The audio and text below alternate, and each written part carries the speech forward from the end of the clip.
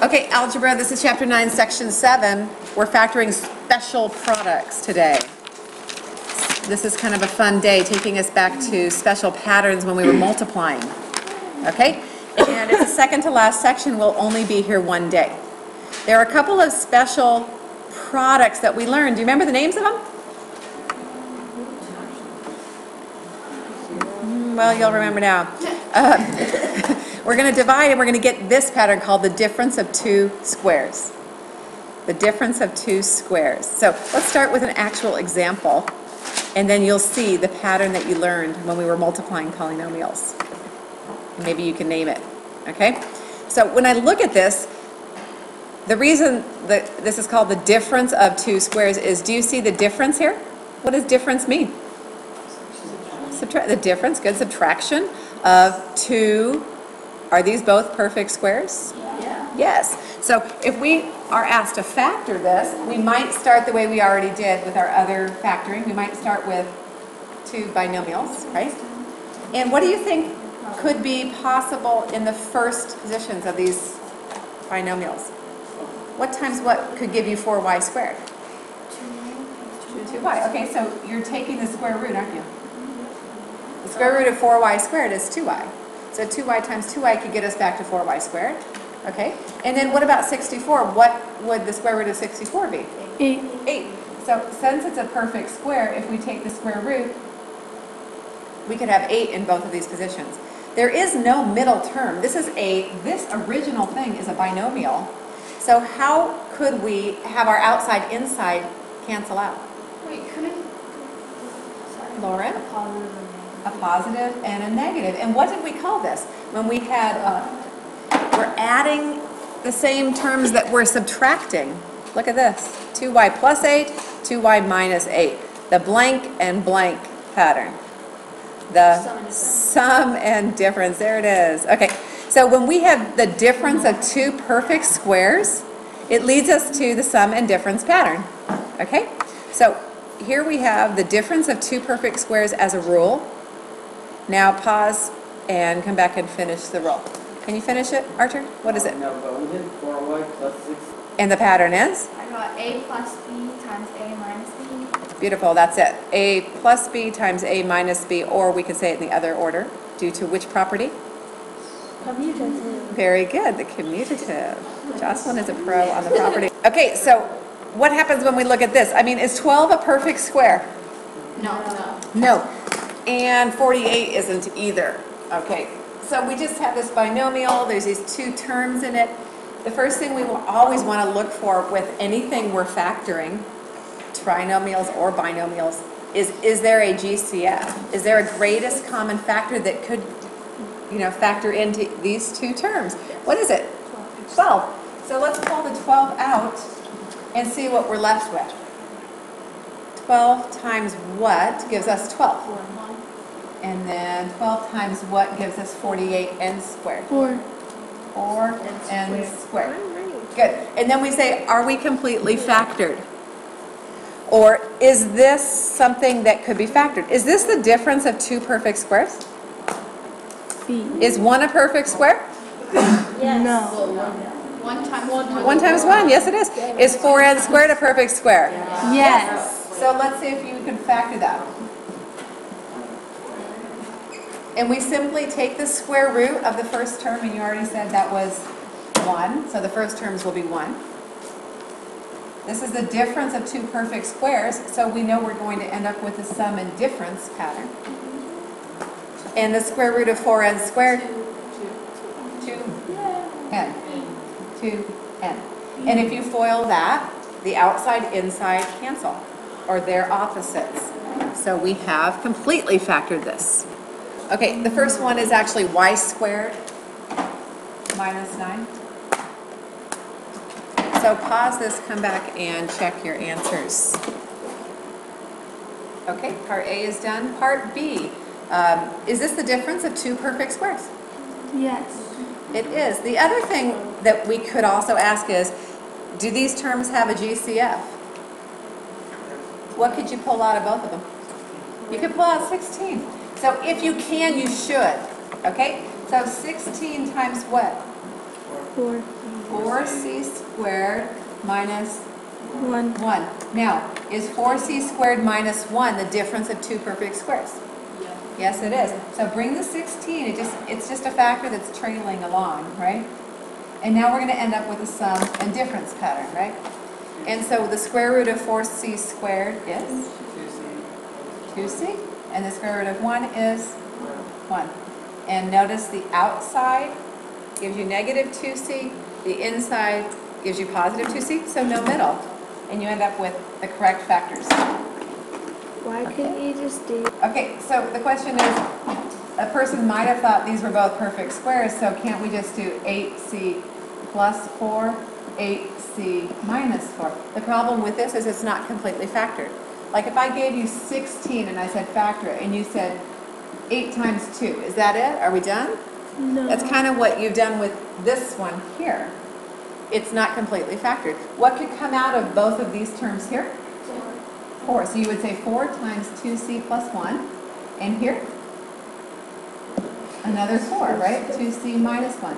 And so 4 times 4 is 16. So now it's completely factored when we pull those out. Which is why you probably just want to pull them out first. Pull the big factor out and then get down to what is left. Okay? And now we're ready for C. Okay, for part C, Kelly factored out 3. And we saw that there is a difference of two perfect squares left in the binomial. So it gave us the sum and difference. The square root of x squared was x. The square root of 81y squared was 9y. And the outside, inside are opposites. So, boom, we have completely factored it. What did I just do? Is this on? Let's see here. I was trying to cover this second one, but I guess I can do it this way. There we go. Okay, so now we're factoring a different kind of pattern, the perfect square trinomial. Does anybody remember the factors that made a perfect square trinomial? Very good, Lauren. Okay, Lauren remembers. But if you didn't remember, you could actually say, okay, I'm asked a factor. Let's go straight to sample A, right? So usually trinomials give us two binomials, right? And so what would give us the a squared in the first positions? Michael? You would put A on both sides. Good. And what do you think the signs will be inside of these? They're all going to be addition. Good job. And then what do you think might be the factor? 3. And so when we look at this, do we end up with 6a in the middle? Yep. 3a plus 3a. Good job. So how could we write this, Michael?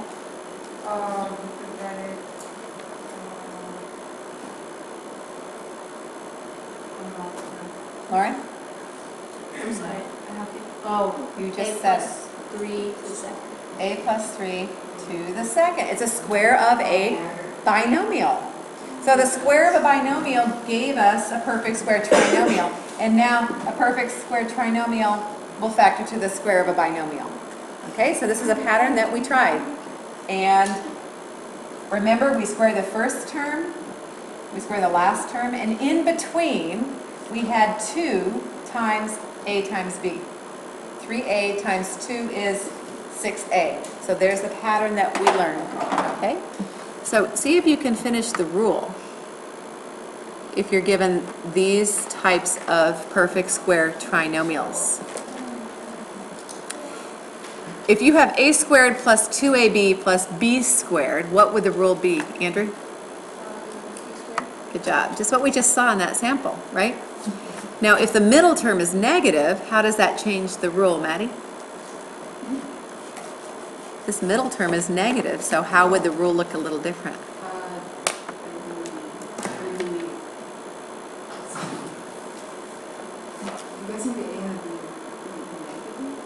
Just one of them, because look at the A.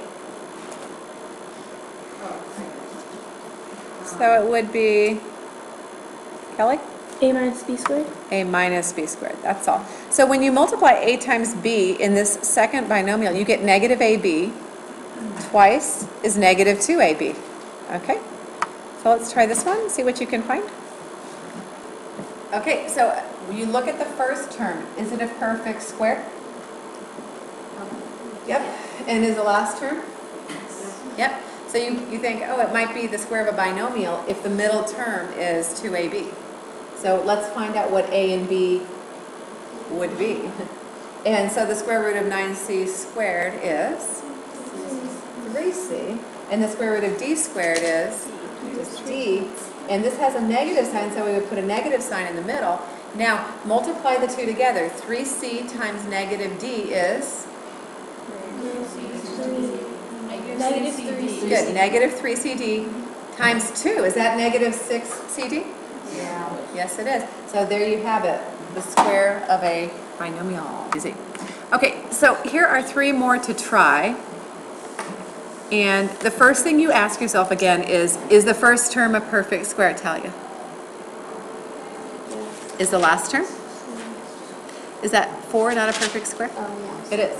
Okay, so you would make, you're hoping this is the square of a binomial, so if we do this, right, take the square root of the first term. What is the square root of h squared? And then the square root of the last term? 2. And this is positive, so we're going to have a positive sign, right? Now, if you were to expand this, it would be h plus 2, h plus 2. And we're going to look at the outside-inside terms. Does that give us 4h? 4h is what we want. The other way to do it without expanding it is to multiply 2 times h, which is 2h times 2, right? 4h, which was what the pattern gave us, 2 times ab. Okay? Number 3, do we have a perfect square in the first and last terms? No, so what are we going to do? Is there some factor they all share that we could take out? What is it? 2, good. 2. Y squared minus what? Archer? It's y squared minus